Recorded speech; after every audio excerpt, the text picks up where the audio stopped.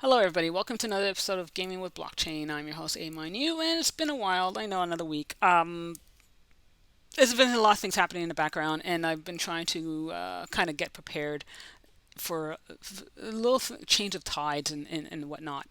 And then, of course, definitely showcase some of these I guess not so much upgrades necessarily, but what the progression reports have been. But first, I want to say thank you. I want to say thank you to the new subscribers. I want to say thank you to the new players that subscribe to Upland, and I hope you're enjoying it. And I know it could be frustrating. I've been hearing it. I get it. So I'm just going to try to give a little bit of review and showcase really what's going on with it. And now I want to remind everybody that my perspective here, how I attempt to bring into all these games, is really to showcase for marginalized groups, for women, and again the community at large who may not have the highest level of liquidity or the freest amount of times, but doesn't mean they should be denied opportunity. And this is what I'm trying to provide, where that even with the most modest of access, that you can do something here. But it just means that it's gonna be a longer grind. If you have the liquidity and you have the free time, you can jump several steps. But if that's not the case, that means you have to scale back a bit, review what it is you're going to do and how to do it. And that's really important. You have to really kind of look at each and every game and say, okay, well, how is this going to work for me? What can I do here? So Upland is no different. Upland as well now, the challenge is that they're in the US. So a lot of people say, well, I can't take the money out, and because they thought I could buy this particular lot and sell it. Upland is not a PvP. It's not a player versus player in the most direct sense or what's commonly known. It is more the player against the market sentiment, against the general competition. So if you have a property, let's say in real life, live on a block, and there's three other properties that are being sold on that block, someone's going to be waiting a little longer before that property sells, and it could be a significant length of time, or it could be a short amount of time. This is Upland is doing no different, but at the same time too, you have to now register to be selling because they're in the U.S. The restrictions are a lot tougher, and you have to understand why. The U.S. is trying to grapple understanding what this market is and what this means, and they want to be able to really monitor. Now, some say, well, I want my anonymity. Then you're not playing Upland. It's simple as that. Or you can try to, but you're not going to be able to circumvent the fact that if you want to get into a cash out or fiat out option, that you have to kind of register and go through the KYC and the AML. Now, that being said, they're on the threshold now of hitting their 1 millionth sale in the property to USD. That's one of the new markets that they've looked to establish, and they're near that right now. So I haven't registered. I'm not, again, I'll have to try to do that. Maybe they've opened up to other markets. They got the PayPal going at a time that wasn't the PayPal. So I'll have to look into it and see if it's something I'll attempt to do.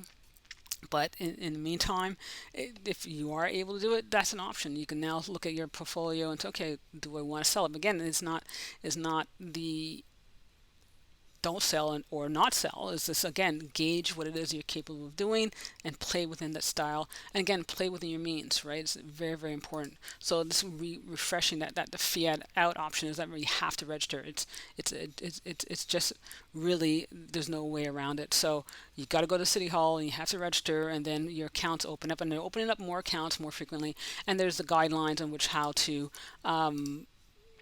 process depending on your tier. So before, there was a waiting period for the total properties you have and how many that you can sell at one time. Now the property levels have increased. The cooldown period has changed. So if you're at a higher tier, that means you can sell more properties far more frequently if you so wanted to. So that's what's going on in Upland. Now I want to look at let's go back here for a second. Um, they've also now added where they put in Upland events and really analyze the Upland events to that. It's a little more clear and contained. Now this is a really good feature, and the reason why I say that, really two things, and again, depending on how the implementation works. One, like I said, about they added the wallet and they added the assets and they added the feature in which you can find your assets depending on the city and depending on the UPX price that you've purchased. Now, with that, you hopefully they can do it by size as well as again as the features improve. But then you also have your structures. But now look at that. If I want to hear extra news announcements within the game, I can now get clicked into it directly from this little icon here on the right side. It brings me to the page. I can load up the page and I can find information about what's going on in the events category, and then review all the material right there and then. So it's again, it's about creating that link and connection, and that's in place. Now, what else has been happening?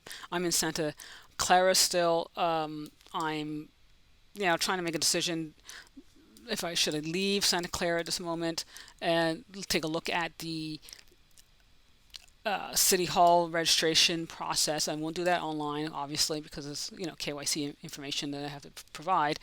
But then I'm also looking at the Spark that I have now put aside, and I have some Spark that's been staking. Like I said, I'm assisting with one particular build here. I have another build that's happening, and then I have the ferry build that I support here. So we can look at it, you can see how many hours that's going to take, and now it's down to 16 days. So if theoretically, if no one else starts to stake at this by the end of the month, this structure will be complete, which is it's really nice, right? You want to add these features to the kind of face of the game and go, oh, okay, that's cool. We can add or contribute to the, I guess, the beautification of Upland is one way I could put it, right? You can beautify and help assist of the development factors there. So they'll have to look at other cities and find out where I can build in other locations. And, these are just the guidelines moving forward. But it does mean that, they're looking to bring in their Upland cards. Again, they're bringing in the features that you can import the block explorers into Upland. So that's why that wallet was created at the bottom for the asset holds. So these are features that are coming down the line, and this is leading now to a segue of almost like the dynamic NFTs. What does this all mean? So if you are buying properties and you're looking at these strategies, people have been asking about, okay, what can I do here? I don't get it. Really, my suggestion is go through the events, go through the news, at the same time to go back and read the white paper. If you haven't read the white paper, then that's a bad thing. A point for now. I'm saying that right now. If you are someone who's investing, and I use that term loosely, but you're putting money into something with an anticipation or a hope that it's going to do something for you, or you can do something. So it's either it's doing for you or you're be able to do something with it. But you haven't read the white paper. My question is why? What is wrong? You go through the white paper, like I said, unfortunately it's only in English. I'm not sure if they have it in other languages, and just review it. It's about 2 years old. Again, it's not the most latest, but it gives you a general aspect of what's happening. It gives you the what's known as the let's see if I can find a quick glimpse of it here. Here we go. Yearly earning on the property, which is sometimes, you could equate that to APY. These are just numbers that you can hope to put into your calculations and go through your whatever risk reward scenario if you need be. I'll put this in the show notes. I'll put the link in the show notes. So this is something that you haven't done this yet. Really take a look. Again, if you have questions about it, if if you're wondering what I'm doing out, like as I think I mentioned before, I'm hoping to build a secondary content that kind of works around all these little dynamics that is not again open to the public, because again we're dealing with numbers and that's subject to all kinds of misuse and misinformation, which I'm just trying to avoid. But if you're into the game and you're really liking the game, I do recommend reading this white paper. It's something that's so essential that I'm not sure why more people are just not doing it. Okay, so that's Upland. continue playing. If you got your property and you're hanging around, if you like it or don't like it, you're kind of stuck. Like I know there was a player who's kind of stuck, and I said, go to Discord, look at some channels that are there. You may be able to join certain committees and groups. I don't have my own yet. That's a work in progress, but there's so many helpful individuals there that can give you a lot more details if you need it. And again, I'll do what I can to help on my end as well. Again, it's really helping build a community and building the game support where needed. So now we're moving on to Alien Worlds. So Alien Worlds itself, as we know, they're battling, and I'm not saying, I've said it last time. I'm just going to say it again. It has nothing to do with Alien Worlds except for the demand. Clearly, someone wants to, they must be doing something right if there's so many people are looking to attack it. So you have to gauge. Okay, you want to be worried in one way, but at the same time you have to be kind of static because clearly doing something that is appealing. I have to get back to the top here, so my apologies. I thought it was already at the top of the page. So in this article now, they are essentially outlining what they've been trying to do, what they're attempting to work on. Again, I'll put this in the show notes as well, so that the players get a smoother experience in the gameplay. And that's fair. This is what you want. You want the rewards to come through. You want to be able to showcase. You want to be able to establish all the great things the game can provide. But at the same time, you have to protect the key assets, and which is the NFTs that are coming through, as well as the trillium that's being mined. So they're doing a lot to process this. And I know I said it before, but I'm only saying it because if someone's trying to attack you, there's something they want.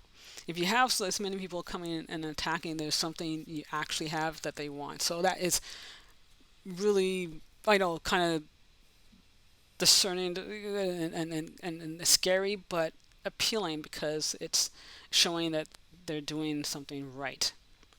And there's a rumor that what they're doing next may involve AI, but there's no official news about it. That's as far as I'm going to say right there. But it's going to lead even more to the next layer. What is wax? I had a great discussion with somebody who was concerned about wax and how they don't, it's like, okay, they show me wax, they show me the website, but there's nothing else. And it's nice to see that Wax.io has kind of improved that interface a bit, so people can get more familiar with wax. So what you're looking at right now is a wax token website, what their development stage of the token and all the projects that are on the token, not the marketplace. So I want to make sure that's clear. But what they're now looking to introduce is what's called virtual in real life, and this is a interesting take on what that is. And if you go through this, you'll be able to see the video about it. And you have to go through the Wax Digital website, and you'll be able to read information about what that VR technique is and what that actually means. Kind of, like I say, it's I it's one of those things. If you get to this web page, you watch this video, you can see it now. There's certain things about the video that I kind of question, like, really, that's where you're going? But at the same time, you kind of have to look at it a little broadly.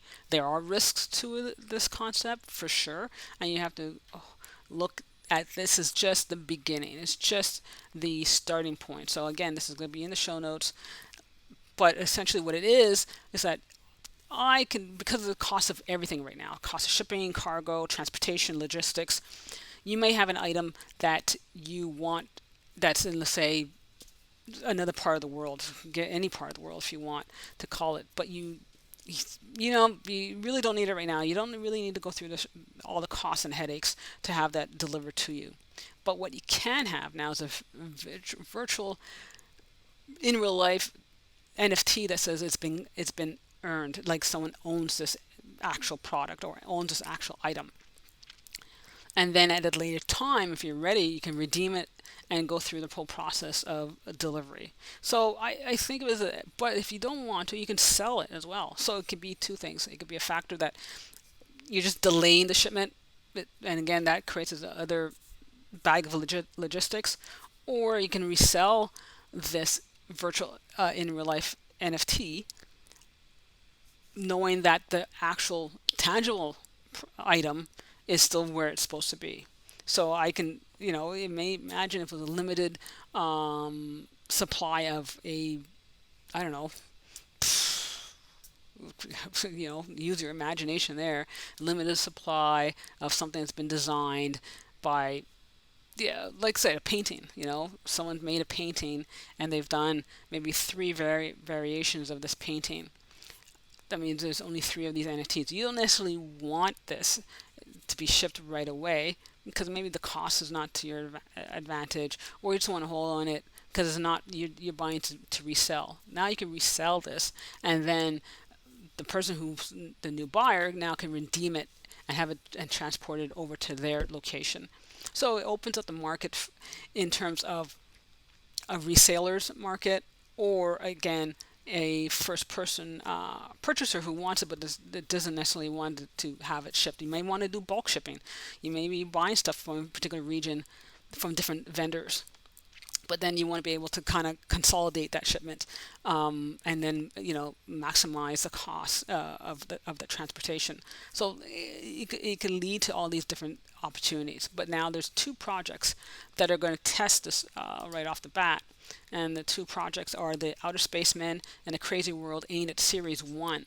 So Outer Space Men is going to provide these kind of models in real life. You have a chance to buy the packs, which will happen next week, where a percentage or whatever odd sequence of numbers will be able to redeem or at least reserve in real life an actual action figures if you want to lucky, or again sell that redeemed NFT on a secondary market.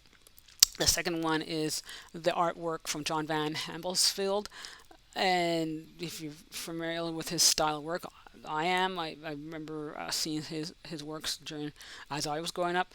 These will be a chance of receiving a virtual in real life NFT, which then represents one of those real life artworks and everything else. And again, how you decide to have it shipped and how the arrangement will be shipped, that will be dependent on you. But this is going to happen, if I'm not mistaken, the 24th of August. So these will be the two projects that are going to test that mechanism of VIRL network. So we're looking at NFTs that are going to have a dynamic nature to it. And then well, are they still going to be NFTs? Yes, because essentially what's happening is that NFT at the end of the day, to be converted to something else, has to be burned. So that NFT is still immutable. It only represents X, and it can't be broken down. And if you want to convert to something, it theoretically has to be destroyed, in theory. And I say in theory that it's, again, not getting too technical, it's just think of it as no longer accessible, no longer viewed on the blockchain. So this is what's going on, where the Wax environment's moving forward. Now we want to look at the projects on Wax. So we have these projects on Wax, and someone had mentioned, well, again, I'm not sure where to start or where to begin. So you could go through the Buy Now, and you can look through the projects that have worked with the Wax digital team to help with their way of creating their process models. This is not extensive, right? There are many other projects as well. These are just the projects that are highly branded, heavily endorsed, that are associated with the Wax digital program. It doesn't mean that that's all that's there. These are just ones that are part of this particular group. Now, in doing so, you can, and I'll take a look. Sorry, here I'll look at Robotech. You have an option where you want to buy these items, and here you have three. They showcase three. There's many more, or at least there's two more marketplaces, and now we're talking about the marketplace. So now there's a Wax where it showcases the collections that are, or overall, in terms of the collections that have were been designed under the Wax Digital. But then you could go to the Market Hub, NFT Hive, and Waxstash and look at projects now that are all over the place. So we're going to look at Atomic Hub. And this is now the Atomic Hub marketplace, the biggest one for Wax and EOS. I've mentioned this before. There you can find a definitely long list of projects in place. Now how they do their layout and how they do their analysis and everything else is a little different, right? They have auction tabs, the explore tab, the market, the trading, filters in which you can find out based on price, based on currency, only whitelisted items you want to be shown. Their styles, again, all encompassing. You can think of it almost like the open sea of Wax. Then there's the NFT Hive, and their specialty has been how they address bulk tools. So you could do things all in bulk. You can search for bulk items, but again, you can see that they still also have the ability to buy these projects on the market as well. You can purchase a Robotech here as well as you can purchase it on Atomic Hub. Then there's now the Waxstash, same thing as well, a different kind of layout, again different style of how the information is displayed, what kind of filtering they may be slightly different. Again, these are just the market and how the market displays information for you and what you want to do with it. And then now the simple assets. Now the simple assets that you want to make sure, like other very easy accessible point, is now making sure verification. This is simple assets, and why is it simple assets? Because there's certain fungible tokens, which means these are tokens that could be edited and modified, that people are buy and sell to make trades, and that part of those markets, if you look at our planet's elements, those are fungible. If you look at cola blocks, those are fungible. If you want to breed, you want to give birth, that's a cola block system. That means you're making modification to that FT attributes into the FT's database. So this is the market if you want to look at more fungibles and how they work. But again, you want to make sure too that you're looking at verifiable services. Again, I've said before, always pay attention to where you're buying it and from who. It has to be claiming from the right source, because you don't want to get scammed. If it's anything that this cryptocurrency has provided over time is ability for people to get scammed too easily, and you just have to be cautious about it. So you can see right now, in the terms of the cryptocurrency space, in terms of the gaming space, there's so many different dynamics. Again, for me, it's not about just saying what's better and what's worse. I am trying to find the easiest areas where people can onboard if they so choose, with the least amount of headaches and restrictions, and things that still make relative sense, in terms of how things are categorized, and a little bit more intuitive. And don't get me wrong, there's other avenues moving forward in terms of how these worlds kind of collide. So you have already so many ecosystems. You have Hive, you have Flow, you have Ethereum, you have Polygon, you have Matic. There's so many. So it's just a matter of finding what works for you, right? And enjoying that process. So I hope that's provided enough of a kind of update. You're seeing where things are going. You're getting a kind of little curiosity in your mind, and you're just playing safe. You're just working your way through and taking your time and building as you go. So if there's any questions and any information, I say just let me know.